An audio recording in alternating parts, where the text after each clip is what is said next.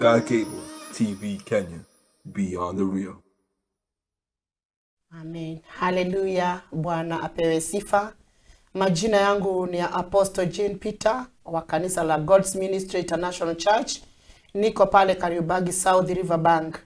Nimekuja siku ya leo tukaweze kushare neno la Bwana kama vile Mungu ataweza kutusaidia katika jina la Yesu. Na najua mahali yuko mtazamaji wangu na msikilizaji wangu, Mungu atakubariki na Mungu ataenda kutenda mambo makubwa katika maisha yako. Biblia inasema ya kwamba neno la Mungu ni nguvu na neno la Mungu ni uwezo. Na wale watu wanaoliamini neno la Mungu huwa linabadilisha maisha yao. Kwa hivyo ninajua leo katika jina la Yesu Kristo, hili neno ambalo ninaenda kushare nawe siku ya leo linaenda kukuinua kiwango kingine. Ni kwa sababu neno huwa linainua mtu kiwango kingine. Ninajua ya kwamba hata kama uko chini, hata kama mambo yako namna gani, ninajua hili neno la Bwana litabadilisha maisha yako na litakutoa kwenye hali ulio nayo na likusimamisha katika level nyingine. Kwa hivyo ninataka tushare neno la Bwana kama vile Mungu atakavyotuwezesha. Leo ninataka kuongea juu ya utakatifu. Maana neno linasema ya kwamba utakatifu ni ufalme. Wakati unatafuta utakatifu, maana kutafuta utakatifu ama kutaka utakatifu ni kutaka kuwa rafiki na Mungu. Haleluya. Unapotafuta utakatifu unatafuta urafiki na Mungu. Maana yeyote yule aliyetaka kuwa mtakatifu ama aliyeingia katika utakatifu alikuwa rafiki na Mungu. Tukisoma neno la Bwana tunasikia waliokuwa mbele zetu, waliotafuta utakatifu na Mungu, waliweza kupelekana na Mungu, na Mungu hakuwahi waficha mambo yote aliyokuwa anaenda kuyatenda. Ni kwa sababu gani? Wakati unapotafuta utakatifu unakuanga umetafuta urafiki wako na Mungu. Kwa hivyo siku ya leo ninataka kuongea nguvu za utakatifu na uwezo ulio ndani ya utakatifu na faida ambazo ziko ndani ya utakatifu. Haleluya. Maana kila jambo katika Biblia lina faida zake, na kila jambo liliko ndani ya Biblia iko na hasara zake. Haleluya. Kwa hivyo ukitafuta Mungu umetafuta urafiki wako na yeye, ama ukitafuta utakatifu umetafuta urafiki wako na Mungu. Haleluya. Kwa hivyo ninataka tuende kwenye neno la Bwana kwenye kitabu cha Mwanzo. Ninataka kuongea kuhusu mtu mmoja ama kijana mmoja aliyekuwa anaitwa Yusufu. Haleluya. Ninataka nisome Mwanzo 39 mstari wa kwanza, na nitasoma kama vile Bwana atakavyoniwezesha. Na neno la Bwana linasema hivi: basi Yusufu akaletwa mpaka Misri, naye Potifa akida wa Farao, mkuu wa askari, mtu wa Misri, akamnunua mkononi mwa hao wa Ismaeli waliomleta huko. Bwana akawa pamoja na Yusufu, naye akastawi, naye alikuwa katika nyumba ya bwana wake yule Misri. Bwana wake akaona ya kwamba Bwana yu pamoja naye, na ya kuwa Bwana anafanikisha mambo yote mkononi mwake. Yusufu akaona neema machoni pake, akamtumikia, naye akamweka awe msimamizi juu ya nyumba yake, na vyote yalivyomo akayaweka mkononi mwake. Ikawa atokea wakati alipomweka awe msimamizi juu ya nyumba yake na vyote vilivyomo, Bwana akabariki nyumba ya yule Misri kwa ajili ya Yusufu. Mbaraka wa Bwana ukawa juu vyote alivyokuwa navyo katika nyumba na katika shamba. Akayaacha aliyokuwa nayo mkononi mwa Yusufu, wala hakujua habari za kicho chochote chake ila hicho chakula alichokula. Ikawa baada ya mambo hayo, mke wa bwana wake akamtamani Yusufu, akamwambia, lala nami. Lakini akakataa, akamwambia mke wa bwana wake, tazama, bwana wangu hajui kitu kilichowekwa kwangu nyumbani, na vyote alivyo navyo amevitia mkononi mwangu. Hakuna mkuu katika nyumba hii kuliko mimi, wala hakunizuilia kitu chochote ila wewe, kwa kuwa wewe mkewe. Nifanyeje? nifanyeje ubaya huu mkubwa nikamkose Mungu? Akawa akizidi kusema na Yusufu siku baada ya siku, lakini hakumsikia alale naye wala aongee naye. Ikawa siku moja akaingia nyumbani atende kazi yake, wala hapakuwa na mtu katika watu wa nyumbani humo ndani. Huyo mwanamke akamshika nguo zake akasema, lala nami. Yusufu akaiacha nguo yake mkononi mwake, akakimbia akatoka nje. Ikawa alipoona ya kwamba amemwachilia nguo yake mkononi mwake, naye amekimbia nje, akawaita watu wa nyumbani mwake, akasema nao akinena, angalieni, ametuletea mtu Mwebrania atufanyie dhihaka. Ameingia kwangu ili alale nami. Nikalia kwa sauti kuu. Haleluya. Bwana asifiwe sana. Ninataka kuongea kuhusu utakatifu. Haleluya. Huyu mtu tunayemsoma anaitwa Yusufu. Neno la Bwana linasema kwanza alianza haya mambo kwao. Alionyesha utakatifu. Na wakati alikuwa pale nyumbani kwao, Mungu alikuwa anatembea na yeye. Mungu alikuwa anamunenea. Mungu alikuwa anamtokea kwa ndoto. Haleluya. Na ndiposa kiini hasa ama ndiyo sababu kubwa iliyomfanya Yusufu akaweza kuingia nchi ya Misri. Kwa sababu gani? Ndugu zake waliokuwa wanamuonea wivu, ndugu zake waliokuwa wanamwazia mawazo mabaya, walitaka wamuue, walitaka wamtupe mbali na wao ili aweze kukaa mbali na wao. Lakini namshukuru Mungu. Kwa sababu gani? Wakati wote unapozingatia utakatifu, wakati wote unaposimama kwenye pengo lako, Mungu huwa anatetea utakatifu. Haleluya. Mungu huwa anatetea utakatifu. Kwa hivyo ninataka niseme namna gani huyu Yusufu alitembea na Mungu tanzia ujanani mwake, tanzia pale kwao nyumbani. Ndugu zake wakapanga kila namna waweze kummaliza, waweze kumuondoa katika maisha yao. Lakini nataka nikwambie mtazamaji wangu ya kwamba Mungu huwa anatetea utakatifu. Haleluya. Mungu huwa anatetea utakatifu wa mtu. Wakati unapotafuta utakatifu, haulizangi watu utafanyaje ama utakanyanga wapi ama utaenda wapi ili uwe mtakatifu. Wewe mwenyewe ni wewe unaamuanga kwamba mimi nitakuwa mtakatifu. Haleluya. Katika hali ya mambo yote, nataka nikwambia kwamba kutafuta utakatifu pia kuna gharama zake. Haleluya. Kwa sababu wakati unataka uwe mtakatifu, kuna wengine wanapigana na ule utakatifu. Kuna wengine watasema unajiona, wengine watasema wewe ni mtu wa kujiinua, wengine watasema wewe ni mtu wa kujitenga, hautaki kuwa pamoja na watu wengine. Na hayo mambo ndio ilimpata Yusufu. Kwa sababu wakati alikuwa pale nyumbani kwao akiambia ndugu zake zile ndoto anaota na yale maono anaona, walianza kumwambia mambo mengi. Wewe ni kiburi, wewe unajifanya wewe ni mkubwa kutuliko, unajifanya wewe ni mtakatifu kutuliko, wewe ndio Mungu ananeneanga. Lakini Yusufu hakuacha kuendelea. Biblia inasema aliendelea kuota tu, na kila wakati akiota ndoto anaenda anawaambia, na hilo jambo likawa mbaya sana machoni pa ndugu zake. Lakini hata hivyo, hata mipango yote waliompangia wamuue, maana wanamuuza kwa hao watu wa Ismaili waliokuwa wanaenda biashara kule Misri, yeye aliendelea kusimama na msimamo wake. Wala hakusema sitaota tena ama nimeacha kuambia, hata nikiota sitawaambia.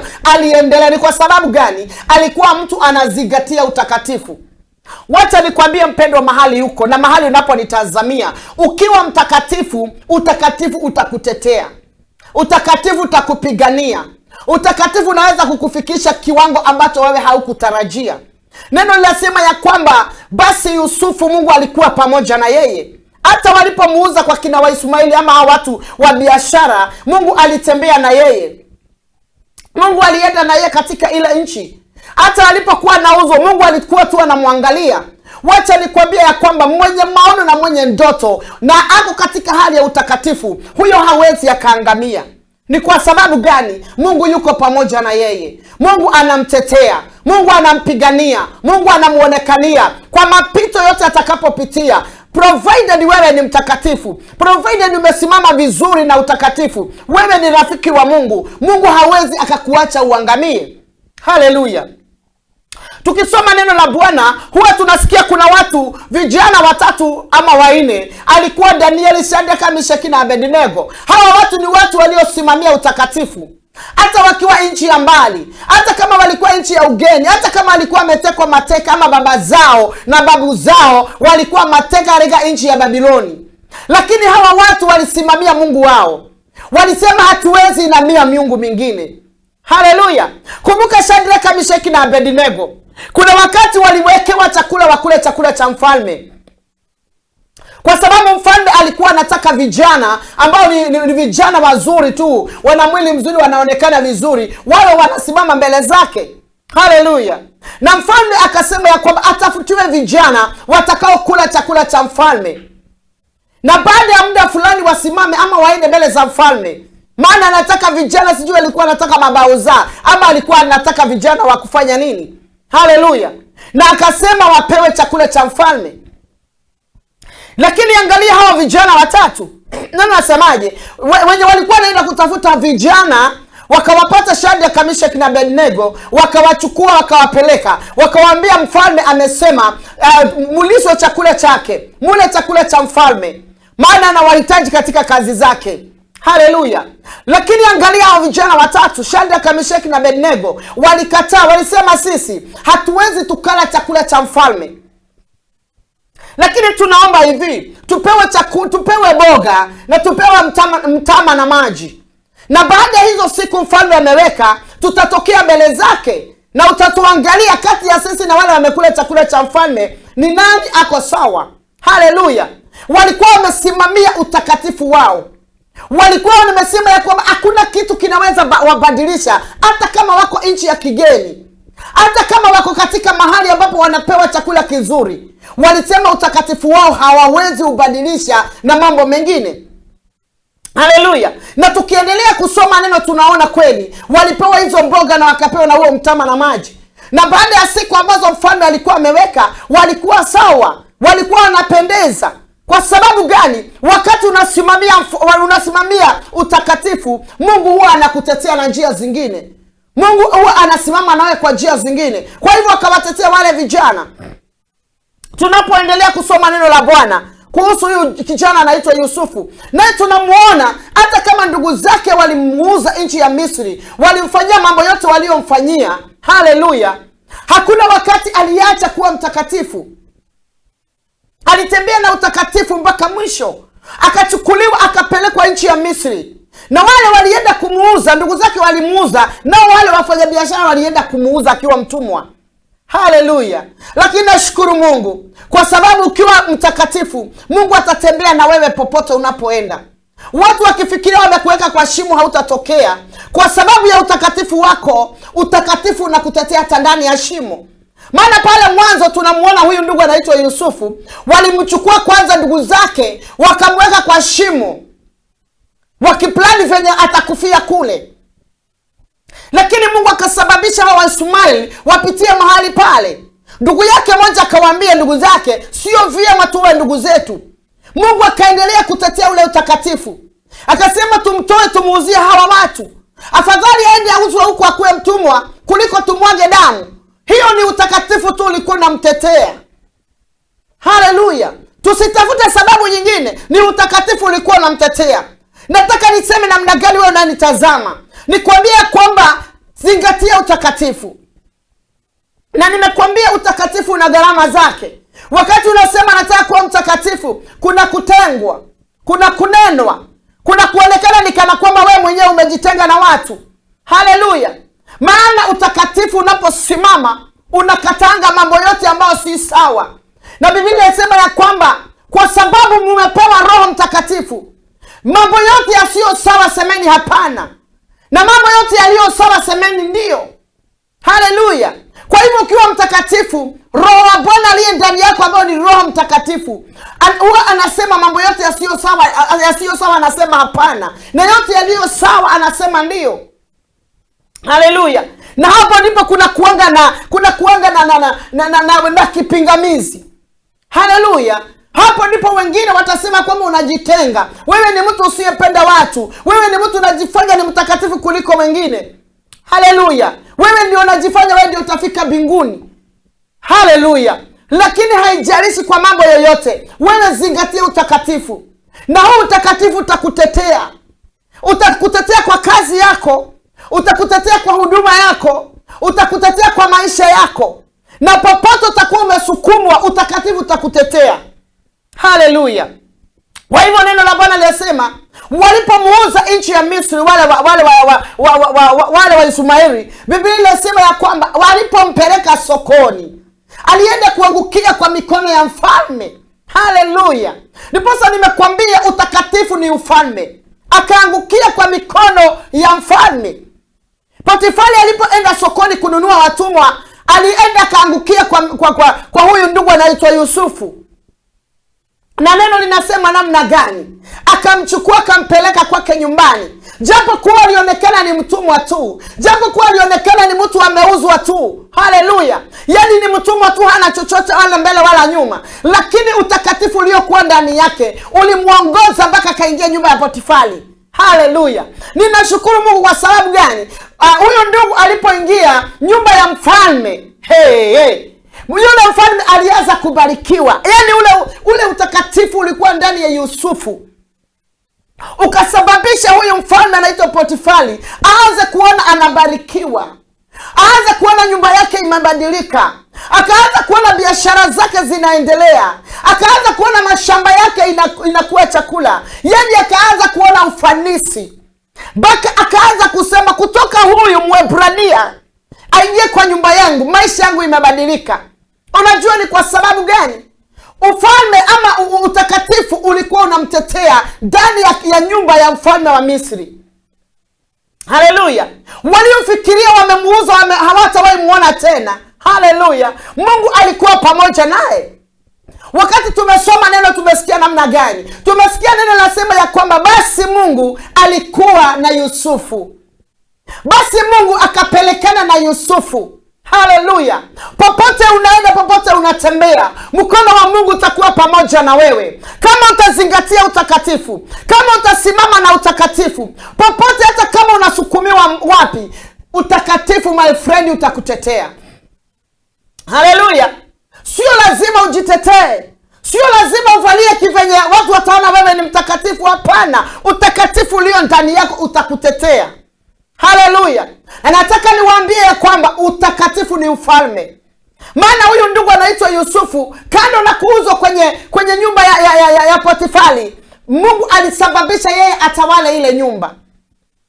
Haleluya.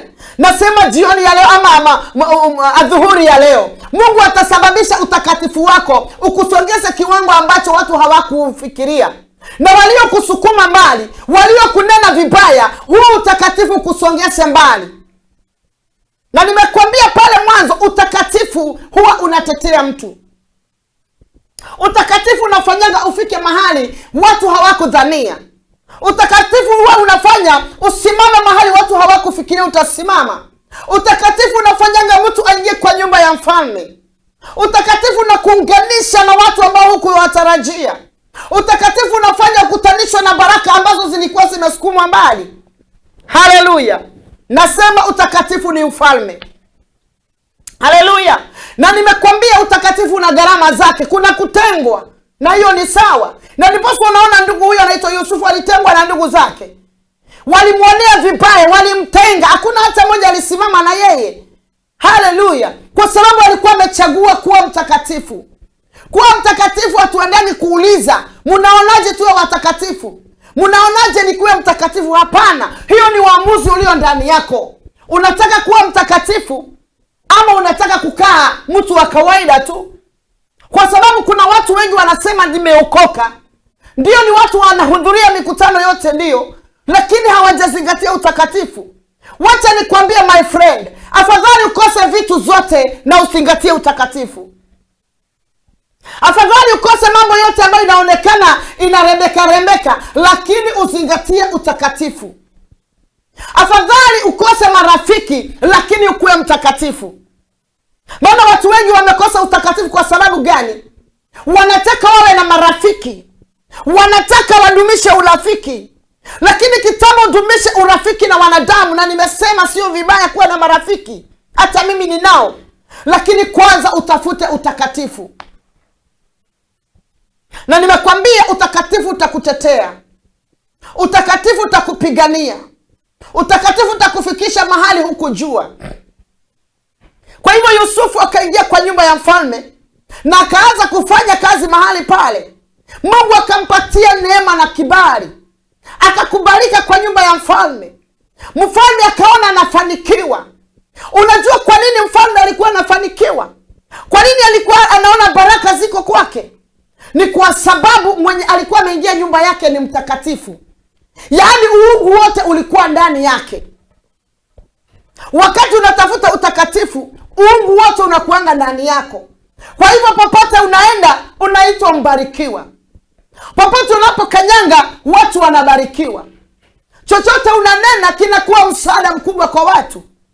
Haleluya. Kwa hivyo nyumba ya Potifari ikabarikiwa. Mifugo ikabarikiwa. Mashamba yake ikabarikiwa. Watoto wake wakabarikiwa. Chochote alifanya kikafanikiwa. Mungu akasababisha yule mfalme aone uungu uliokuwa ndani ya Yusufu. Haleluya. Kwa hivyo mfalme akajiuliza nifanye namna gani? Akakaa chini akafanya mahesabu yake yote. Akasema, je, na huyu kijana nikimpatia mambo yangu yote awe anaiangalia, nitasonga namna gani? Haleluya. Nitabarikiwa namna gani? Neno linasema akamwaminia vitu za nyumba yake, akamwaminia biashara zake, akamwaminia kampani zake, akamwaminia chochote kiliitwa chake, ila tu mke wake ndio hakumwaminia. Haleluya.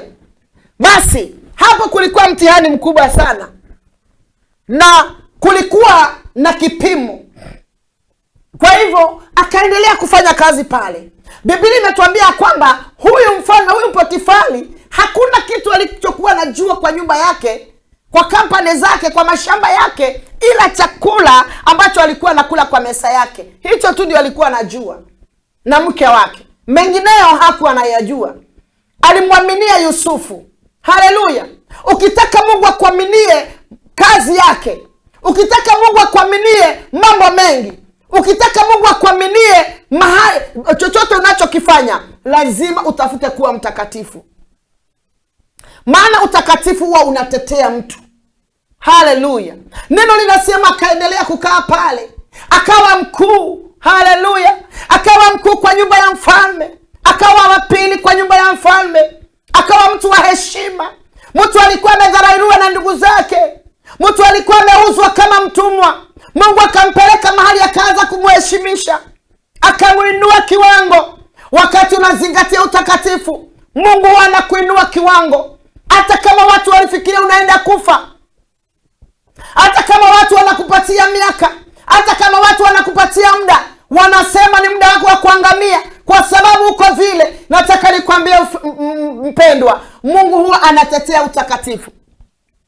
Na nataka nikwambie Mungu atatetea utakatifu. Haleluya. Akaendelea kufanya kazi pale. Kumbuka huyu Danieli, Biblia inasema Danieli naye alikuwa mtu wa kutafuta utakatifu. Na neno nasema alikuwa naomba mara 3 akiwa kwa nyumba ya mfalme.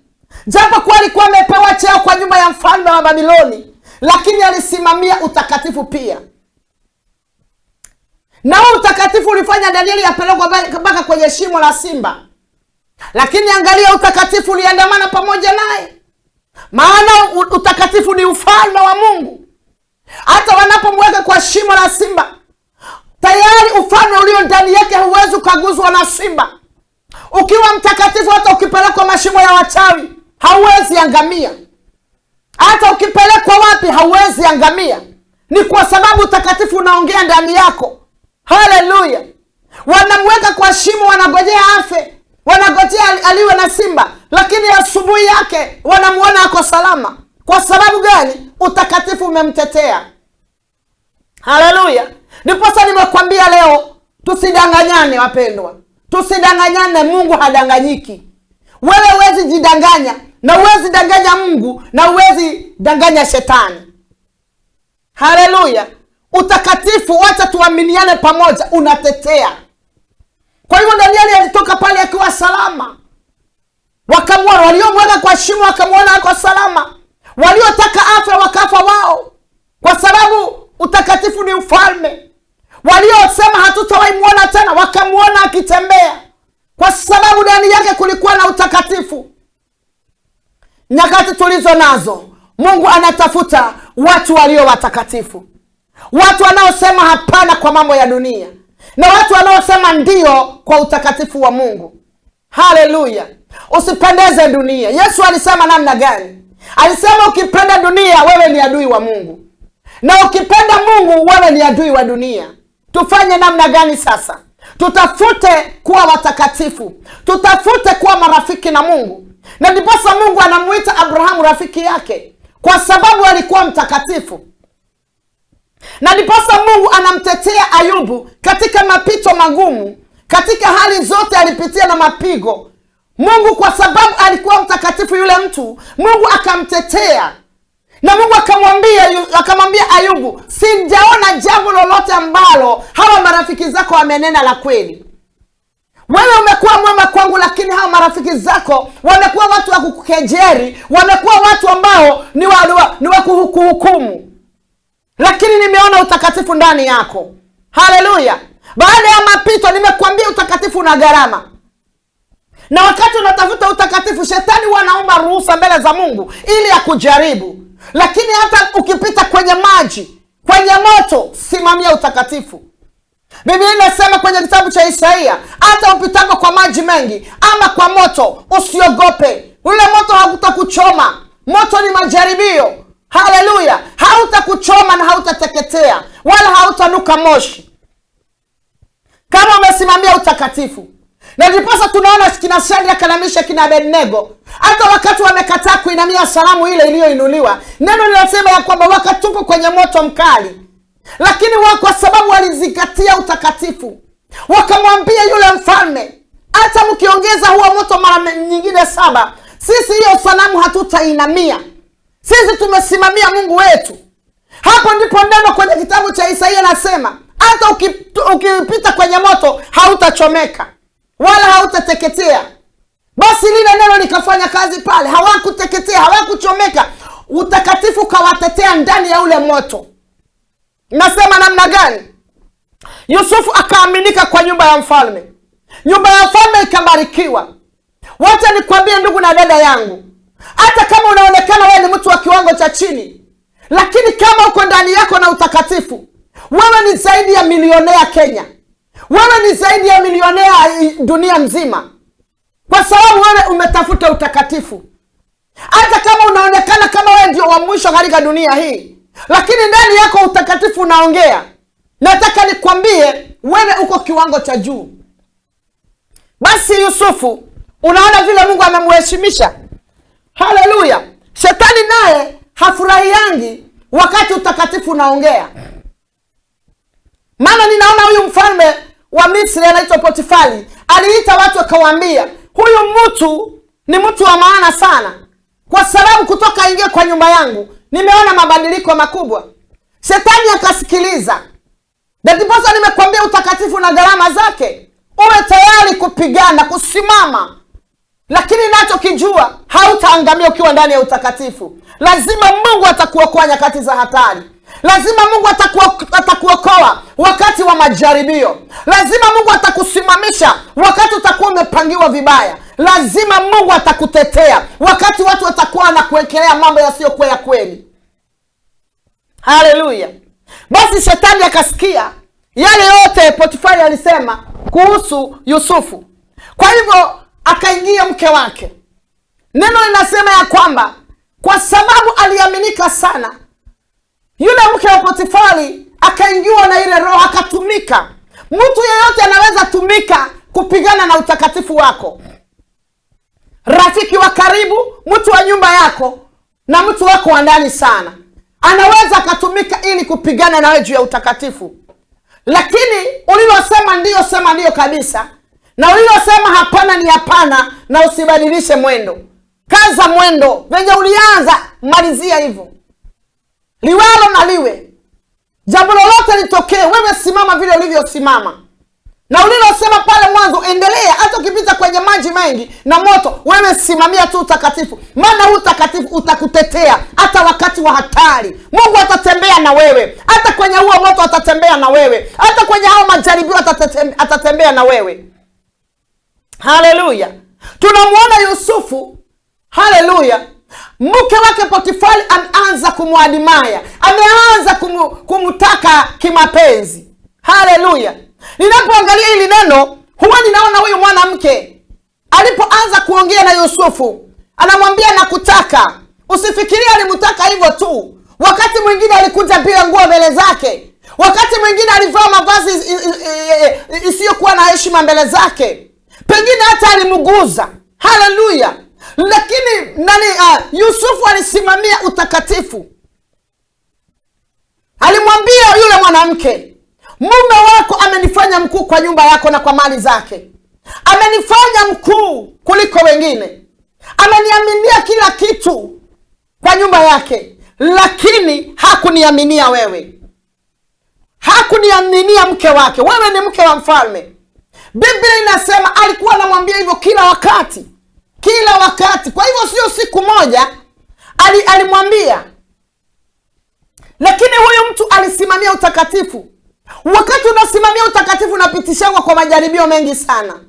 Unapitishwa kwa mambo mengi sana. Uonekane kana kwamba utageuka, utabadilisha mwendo uliouanza. Lakini nataka nikwambie mpendwa, usibadilishe mwanzo uliouanza. Chenye ulisema hapana ni hapana, na chenye ulisema ndio ni ndio. Songa mbele na utakatifu. Utakatifu utakupigania, utakutetea. Hata ukipita kwenye mambo mazito na magumu, utakatifu utakutetea popote utakapoenda. Kwa hivyo mara kwa mara alikuja kumjaribu. Alikuja mara, wakati mwingine hajavaa nguo, wakati mwingine yani alikuwa anakuja na majaribio ya kila namna mbele ya Yusufu. Haleluya. Wacha nikwambie jambo moja. Kuna watu wao wanasema moyo ndio umeokoka, lakini mwili unaweza fanya chochote. Wacha mimi nikwambie siku ya leo, hiyo moyo unasema ndio unaokokanga, ama hiyo roho ndio inaokokanga. Roho haiwezi okoka bila mwili. Na ukumbuke Biblia inasema namna gani? Miili yenu ni hekalo ya Mungu, na atakaye haribu hiyo hekalo na yeye ataharibiwa. Kwa hivyo maneno ya kusema mtu anaokokanga roho si mwili. Kwa hivyo nikiona ukifanya vitu na mwili, nijue sasa roho imeokoka, lakini mwili hauko. Roho haiwezi kaa bila huu mwili, na huu mwili pia hauwezi simama ama hauwezi okoka bila roho. Kwa hivyo roho ndio ina control mwili. Na Biblia inasema ya kwamba wakati tulikuwa hatujaokoka, tulifanya mambo ya dunia, lakini sasa tumeamuliwa kuwa watakatifu. Haleluya. Kwa hivyo Yusufu akajua mwili wangu ni hekalo la Mungu. Mwili wangu ni hekalo la Mungu. Siwezi nikakubali kuharibu mwili wangu. Siwezi nikajaribu kumkosea Mungu wangu. Yusufu akaendelea kumwambia yule mama, mimi siwezi nikafanya lolote unalolisema, maana mimi ni rafiki wa Mungu. Na siku ile alimwambia kwamba leo tuko na wewe, hakuna mtu mwingine, tunaweza fanya chochote kile. Haleluya. Akamwambia sikiliza, hata kama kwa nyumba hii hakuna watu, hata kama mume wako yuko mbali, hata kama amekwambia hatarudi leo, mimi nimeshaamua siwezi nikamtendea Mungu wangu dhambi. Nimeshafanya agano na Mungu, nitasimamia utakatifu. Haleluya. Alikuwa anamwahidi vitu mingi. Pengine alikuwa anamwahidi mambo mengi sana, lakini akamwambia afadhali yote ikae na nisimamie wokovu, nisimamie utakatifu. Akakataa. Si siku moja, sio mbili, sio tatu. Alimwambia, tukisoma Biblia inasema mara kwa mara alikuwa anamjaribu.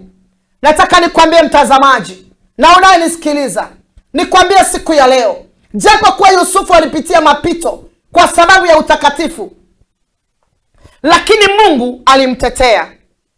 Haleluya. Hiyo siku yule mama akaja, kamwambia tuko na wewe peke yetu, hakuna mtu wa kutuona. Lakini Yusufu akamwambia, mbinguni kuna Mungu anayetuona. Milango imefungwa, madirisha imefungwa, Sisi makamera zimezimwa, lakini mbinguni kuna Mungu anayetuona. Haleluya.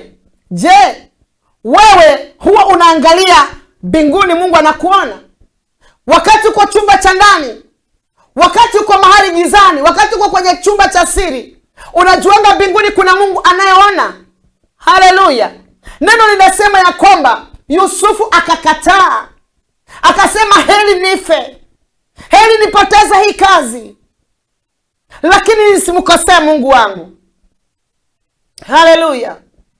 Tafuta utakatifu, na utakatifu utakutetea hata wakati wa shida. Wakati wa majaribio, utakatifu utakutetea. Wakati wa mazito, utakatifu utakutetea. Yusufu akatoroka, yule mwanamke akamshika kwa nguvu, akataka amshike kwa nguvu, lakini Yusufu akaponyoka kwa mikono yake, akakimbia, akamwachia koti lake, nguo la juu. Yule mwanamke akabaki na nguo mikononi, akiwa amejaa na roho ya usherati, na roho mbaya, na roho ya hasira. Haleluya. Nataka nikwambie mpendo, usilinganishe utakatifu na mambo ya dunia. Wacha nikwambie, unaweza kosa mambo yote, lakini usimamie utakatifu. Haleluya. Utakatifu huwa unatetea mtu wakati wa majanga, wakati vita zimeinuka. Mungu huwa anatetea utakatifu, na mimi ni mshuhuda wa hiyo. Haleluya. Wakati watu wanapokutenga, wanakuacha, wakati watu wananena mabaya juu ya maisha yako, lakini baadaye utakatifu unaonekana. Maana tunaona Yusufu wakati aliacha nguo yake na akakimbia, yule mwanamke aliita watu, akapiga nduru, akamsingizia, akasema huyu mtu Mwebrania tulioletewa kwa hapa, aliletwa kwa nyumba yangu, amekuwa mtu wa kutaka kunilepa ama wa kunishika kwa nguvu. Mama akalia na unafiki mwingi. Haleluya. Unajua kuna watu wakianza kukuwekelea maneno, hata anaweza lia machozi. Akalia. Basi Yusufu akatafutwa, akakamatwa. Yusufu akastakiwa na staka la kutaka kumshika mke wa mfalme. Ni jambo baya namna gani? Unafikiria huyu Yusufu angelitoka jela? Si hukumu ya Yusufu ilikuwa auawe? Lakini kwa sababu utakatifu unaongea, hata wakati walimtafuta wakamshika na wakampeleka gerezani, Mungu alitembea na yeye. Hapo ndipo tuko sasa. Yaani hata wakati unachukuliwa unapelekwa mahali pagumu, wakati unashikwa unasukumwa kona, bado Mungu yuko pamoja na wewe. Haleluya. Utakatifu unamkutetea. Yusufu akawekwa jela, lakini Mungu akatembea na yeye. Akamwangalia tu. Anasema, mwanangu vumilia. Hivyo ndivyo kulivyo katika wale watu ambao wanapenda kusimama na utakatifu. Wacha nikuonyeshe venye watu watakatifu ninawateteanga. Oh, ramashanda baboza. Ninafurahia sana naposoma hili neno, kwa sababu nimejifundisha hivyo. Huwa ninaambia watu ya kwamba afadhali ukose mambo yote, lakini uchague kutembea na Mungu. Na kutembea na Mungu ni kutafuta utakatifu. Haleluya. Neno linasema kawekwa jela, hiyo maneno yote unajua. Akakaa pale, yule mfalme alikuwa amemnunua, akaondoka kwenye cheo, kukaingia mwingine. Hori na mashanda raboza. Hata sijui ilikuwa miaka mingapi Yusufu alikaa pale ndani. Maana yule mfalme aliondoka, aliyekuwa amemweka kwa nyumba yake, na kukawa na mfalme mwingine. Haleluya. Sasa huyu mfalme naye akaanza kuota. Mungu alikuwa pamoja na Yusufu. Mungu akatembea na Yusufu hata kule kwenye jela. Pengine watu kule walikuwa na mkejeli, walikuwa wanamnenea mambo mengi sana, lakini Mungu alikuwa pamoja na yeye. Nataka nikwambie, simamia utakatifu. Hata wakati wa hatari, Mungu atakupigania. Mungu atakutetea. Mungu atakushughulikia. Oh my God. Ukisimamia utakatifu, hata watu watakapoinuka kama jeshi kubwa ili wapigane na wewe, kwenye kazi yako, kwenye biashara yako, kwenye huduma uliyo nayo, Ukisimamia utakatifu, oh my God, Mungu atakupigania. Mungu atakutetea. Mungu atasimama upande wako. Mungu atakuwa mtetezi wako. Mungu atakuwa wakili wako. Mungu atakuwa jaji wako. Watu wanaweza ongea mambo mengi kukuhusu wewe. Watu wanaweza sema maneno wasioijua. Maana siku tulizo nazo, watu wanaongea mambo wanaoijua na wasioijua. Hata wakati huo Mungu atakupigania. Kwa hivyo Yusufu amesukumwa jela. Amenenewa mambo mabaya sana. Hukumu aliyohukumiwa ilifaa tu auawe. Lakini mtu aliye na utakatifu hawezi akafa. Haleluya. Hawezi akauawa. Kitu ya kwanza, ujue Yusufu pale ni Misri na alikuwa foreigner. Kwa hivyo pale angeuawa. Angefanywa jambo lolote. Lakini kwa sababu alikuwa na utakatifu, na Mungu anaangaliaga utakatifu, akatembea na yeye, hata akabadilisha kesi yake, badala ya uawe akakaa pale njera. Ndio amfanye chenye alikuwa anataka amfanye. Haleluya. Ndio awe chenye Mungu alikuwa anataka awe. Wacha nikwambie jambo moja. Wewe uliye na ndoto na uliye na maono, zingatia utakatifu. Si bure kumtafuta Mungu. Si bure kusimamia utakatifu. Sio bure kusimama na kutembea na Mungu. Hata kama unapita kwenye majanga, hata kama unapita kwenye mafuriko makubwa, hata kama unapita kwenye moto, hata kama unasema sasa mimi nimechoka. Haleluya. Mungu atachoka na wewe.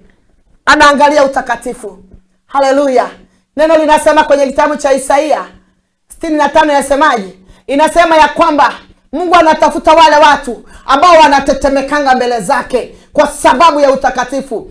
Watu ambao hutetemeka mbele za Mungu, wakitaka wajue mapenzi ya Mungu juu ya maisha yao, wakitaka wajue Mungu anataka wafanye namna gani. Watu ambao hutetemeka mbele za Mungu, hao ndio Mungu anaowatafuta sasa.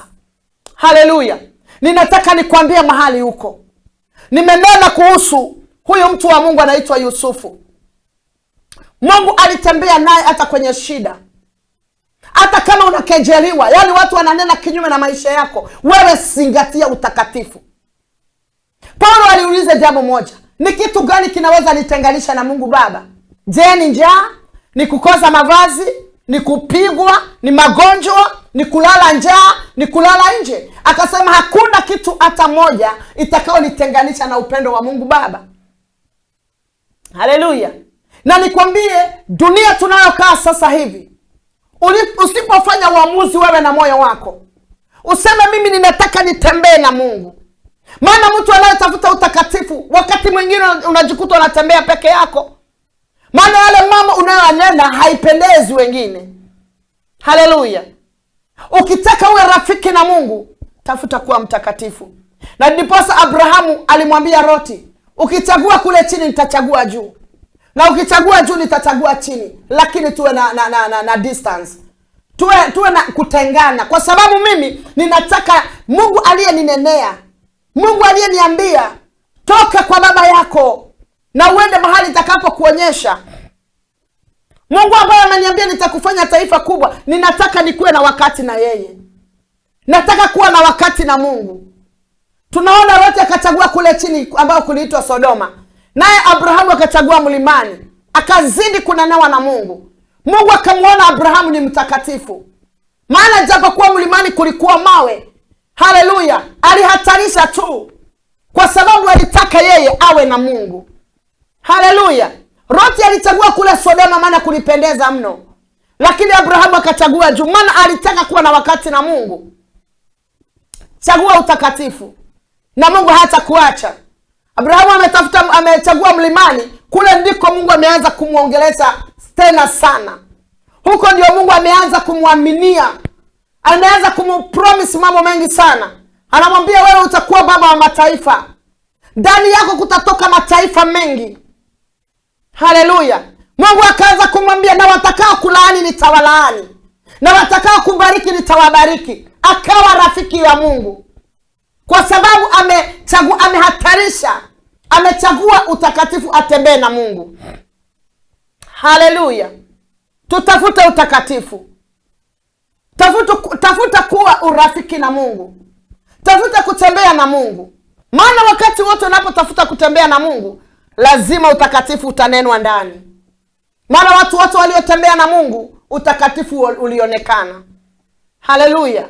Utakatifu ulionekana. Nimekwambia utakatifu huo unatetea mtu. Haleluya. Kina Mordekai walichagua kuwa rafiki na Mungu. Japo kuwa walikuwa kwenye nyumba ya mfalme, japo kuwa walikuwa na mambo mengi sana, lakini alichagua, Mordekai na Esther alichagua kusimama na msimamo wa Mungu. Na tunaona namna gani Mungu alimtetea. Alitetea Wayahudi waliokuwa pale Shushani, pale katika ile nchi ya Babiloni. Mungu aliwatetea kwa sababu alisimama na utakatifu. Aliyetaka wauawe Hamani, mwenyewe akauawa na familia na jamii yake. Lakini hawa Mungu akawainua katika nyumba ya kigeni. Katika nchi ya kigeni Mungu akawainua. Utakatifu, unapotafuta utakatifu, umetafuta kutembea na Mungu. Na ukitafuta kutembea na Mungu, haijalishi ni wapi, haijalishi ni kwa nani, Mungu atakutetea, Mungu atakusimamisha. Mungu atarudisha wengine nyuma, ndio pasa wewe uende mbele. Haleluya. Mungu atafanya usimame. Japo kuwa utakuwa umepita kwenye changa na mapigo na madharau na kunenewa vibaya, lakini utamalizia vizuri kwa sababu ya utakatifu. Narudia, utamalizia vizuri. Kwa sababu gani? Umesimamia utakatifu. Haleluya. Tunaweza ahidi mambo mengi, tuhaidiwa mambo mengi, lakini kama hakuna utakatifu, my friend, hakuna mahali tunaenda. Simamia utakatifu. Ukiwa mtakatifu, utaingia ndani ya nyumba ya mfalme. Ukiwa mtakatifu, utafika kwenye destiny yako. Ukiwa mtakatifu, utafikia hatima ya moyo wako. Haleluya. Ukiwa mtakatifu, neema ya Mungu itatembea na wewe. Ukiwa mtakatifu, Mungu hata kuacha. Haleluya. Na ndiposa tunaona Mordekai alipoenda kulilia kwenye ua la mfalme, akalia, akararua mavazi yake. Esther anatumana, anapeana manguo apelekewe. Anasema sina haja na manguo, kuna jambo liko moyoni mwangu. Maana mimi siwezi inamia miungu, siwezi inamia mwanadamu. Ninamjua Mungu wangu vizuri. Usiinamie vitu za dunia, hata kama kutakuwa na shida namna gani. Kama kipindi tulicho nacho na mwaka tulio nao na maisha na nyakati tulizo nazo ni nyakati ngumu sana, lakini usiinamie chochote ili ule. Usiinamie mtu ili upate kazi. Simama na msimamo wako wa uungu. Simamia utakatifu wako. Utakatifu ni ufalme. Haleluya. Utakatifu ni ufalme. Na ndiposa nimekutajia watu wote waliosimama na utakatifu, vile Mungu alivyowatetea, vile mwisho wao ulikuwa. Danieli akawa mkubwa kwa nyumba ya mfalme baada ya kutoka kwenye shimo la simba. Shadraka na Meshaki na Abednego baada ya kutoka kwenye moto wakafanywa wakubwa katika government ile na ni ya kigeni. Mungu akawapa kibali. Haleluya. Tunaona Esther na Mordekai baada ya kusimamia utakatifu walipewa kiti katika nyumba ya mfalme. Tunaona mfalme mpaka anamuuliza Esteri, unataka nikupe nini hata nusu ya ufalme wangu? Tunaona Mordekai kwa sababu ya kusimamia uungu wake na kusimamia utakatifu, alikuwa wa pili kwa mfalme. Na ukumbuke hawa watu walikuwa nchi ya ugeni. Hawa watu wote nakwambia walikuwa nchi ya ugeni. Kuanzia Yusufu mpaka Mordekai kina Shadraka wote walikuwa nchi ya kigeni. Lakini tunaona nini mwisho wao? Walimalizia namna gani? Nataka nikwambie, simamia utakatifu. Na hata kama mwanzo wako ni mbaya, mwisho wako utamalizia vizuri.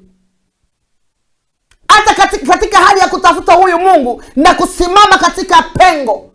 Unajua kuna mtu mmoja anaitwa Habakuku. Neno linasema ya kwamba alikuwa na dipendi na watu. Alikuwa anasikiliza watu wanasemaje. Watu wanasemaje kuhusu maisha yake. Watu wanasemaje kuhusu wokovu wake. watu wanasemaje kuhusu nyumba yake. Lakini siku moja akaona hakuna faida, na akasema leo ninataka nisimame kwenye pengo, nataka nisimame kwenye zamu yangu, nimsikilize Mungu anavyosema kuhusu habari, anasemaje kuhusu habari zangu. Na hapo ndipo Mungu alimwambia, andika maono yako na namba kubwa. Haleluya. Maana itakuja kufanyika, japo kuwa imekawia, itafanya haraka kukufikia. Akatafuta ushirika na Mungu. Usifanye dhambi ndio furahisha wanadamu. Usitoke kwenye mwito ambao Mungu alikuita ndiposa watu wakuone wewe ni mzuri. Usitoke kwenye maono yako ndiposa watu waseme ya kwamba uko sawa sasa. Tafuta urafiki na Mungu. Na hiyo ndio mimi mwenyewe nimechagua, na sijachagua leo. Hivyo ndivyo nimechagua mimi. Nifanye urafiki na Mungu. Ukifanya urafiki na Mungu, Mungu atakuwa na kuambia ni mambo gani ya iko mbele, ni mambo gani inakufuata, nini inaendelea, kwa sababu wewe umetafuta Mungu. Kutafuta Mungu, kuwa rafiki na Mungu ni kutafuta utakatifu. Haleluya. Kwa hivyo ninataka nikwambie mpendwa, mahali uko, kwa kazi yote unafanya, ni huduma, ni biashara, ni kazi, ni mahali umeandikwa, usimwache Mungu kwa sababu ya mke wa Potifari. Mambo yaliyo mbele yako imepambika, wachana nayo. Mtazame Mungu na hautaaibika. Kuna watu wengi wako mbele zako. Kuna watu wanapenda kuanguka kwako. Kuna watu wanataka usifike kwenye destiny yako. Kuna watu wanataka wasikuone ukiendelea mbele. Na ndiposa unaweza kutana na watu wanakwambia hivi ndio inafaa. Wewe simamia chenye ulisikia mwanzo, fuatilia. Fuatilia chenye ulisikia mwanzo. Wakati uliingia kwenye huduma, wakati uliingia kwenye uokovu, wakati ulianza venye ulianza na Mungu, fuatilia. Na nataka nikwambie Mungu hata kuacha, Mungu hata kumaliza. Na nataka nikwambie mambo yaliyo mbele yako utaielewa. Haleluya. Tumeona mwisho wa Yusufu ulikuwa mzuri, akafanyika governor. Haleluya. Akatoka jela, akafanyika governor. Ndugu zake waliomfukuza, ndugu zake waliomuuza, watu waliomkejeri, watu waliona kwamba hawezi, akawa msaada kwao. Kwa sababu gani? Utakatifu ni ufalme. Kwa hivyo katika mapito yote akafanyika bado mfalme, akawa wa pili katika nyumba ya mfalme. Nataka nikwambie jambo moja, Danieli akafanyika wa pili kwa nyumba ya mfalme. Hata wewe simamia utakatifu na Mungu atakutetea, na Mungu atakupigania. Usitoke kwenye laini ya Mungu na utafika kwenye destiny yako. Usitoke kwenye utakatifu na Mungu atakutetea. Usijali ni akina nani wamekuzingira, wewe simamia tu utakatifu na Mungu atakuwa na wewe. Ninataka niombe na wewe, na nataka Mungu atatenda yaliyo mema, ni kwa sababu Mungu ni mwaminifu.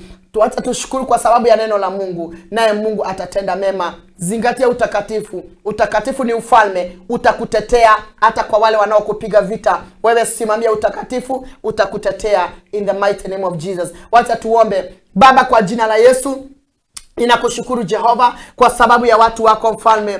Asante Jehova kwa sababu ya neno lako limesema utakatifu ni ufalme. Baba, ninaomba utusaidie, unisaidie mimi, usaidie mtazamaji wangu katika jina la Yesu. Tusaidie kutafuta urafiki na wewe, maana umesema kutafuta urafiki na wewe ni kutafuta utakatifu. Tusaidie kusimama katika ile hali ili tuone rehema na neema yako. Ninaombea wote ambao wametazama na watu wamesikiliza. Mungu Baba, uwasaidie, uwapiganie na uwatetee kwa kazi zao, kwa biashara zao na kwa mambo yote wanaofanya. Bwana, wacha neema yako ikawatoshe, wacha ukawapiganie Baba, walio katika kiwango ambacho Baba kuna vita kali hawawezi pigana, wapiganie maana hawawezi. Baba, ninawaombea rehema na neema. Asante Jehova kwa sababu ya hii station, ninaiombea ukaibariki Bwana. Bariki baba yangu hii station, wacha baba yangu imekuwa ya baraka kwa wengi, wacha wazidi kuinuka baba yangu, ukawapanue, ukatende yaliyo mema. Wacha watu wengi wabarikiwe kupitia hii station na neema yako ionekane. Na kushukuru na kuinua kwa jina la Baba na Mwana na Roho Mtakatifu nimeomba. Amen and amen. Shalom ya Bwana iwe nanyi. Muzidi kuona neema ya Bwana, muzidi kuona Mungu. Niwaambia majina yangu ni Apostle Jane Peter, niko pale Kariobangi South. pale Riverbank. Niko na huduma ya God's Ministry na kuanga pale Wednesday, Friday, Sunday. Unaweza tutembelea, tunakuanga pale mpaka siku ya Sunday kwa maombezi, kwa kufundishana neno la Bwana, na katika hiyo njia utabarikiwa. May God bless you. Shalom, shalom, shalom.